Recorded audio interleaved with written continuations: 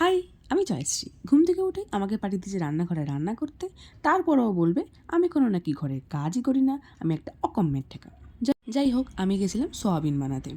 তো আমার রান্না করতে না খুব ভাল লাগে। যদি কেউ বলে যে এটা তোমারই কাজ, তোমাকেই করতে হবে, will not do it again anymore, কারণ বাবার ক্ষমতা নেই সেই কাজটা আমাকে দিয়ে করানোর।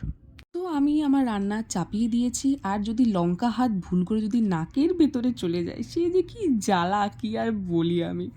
আর ভাবলাম মুখটা অনেক দিন ক্লিন করা হয়নি, ফেশিয়াল হেয়ারগুলো এখনও রয়েছে, মানে জল জল করছে আমার মুখে। তাই ক্লিন করে একটা ফেস প্যাক মারলাম। এটা বিটরুট ফেস প্যাক, আমার মা বানিয়েছে বাড়িতে, আমি জানি না কী করে বানিয়েছে, আই ডোন্ট নো। শীতকালে সবচেয়ে বড় টাস্ক হচ্ছে চান করা, আর তার চেয়েও বড় টাস্ক হচ্ছে শ্যাম্পু করা।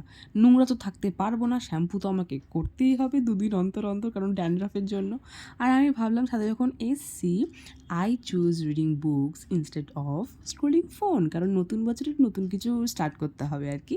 আর আমি দিব্যি বসে পড়ছিলাম রোদ পোয়াতে পোয়াতে, কিন্তু এই ঠান্ডা হাওয়া আমাকে মনে হচ্ছিল এক্ষুনি ছাদেই ফ্রিজ করে দেবে। ওই যে হাওয়াটা খেলাম, ব্যাস হাঁচি হাওয়া স্টার্ট হয়ে গেল।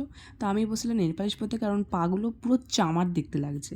আর বিকেলবেলা বেরিয়েছিলাম একটু ওয়াক করতে, আর ওয়াক করতে বেরিয়েছি যখন একটু ট্রেডিংটাও করে নিলাম। যেহেতু মঙ্গলবার ছিল তাই গেছিলাম হনুমানজির মন্দিরে একটু পুজো দিতে, আর লাস্টে মোমো খেয়েছি, তাও আবার বয়ফ্রেন্ডের পাশে।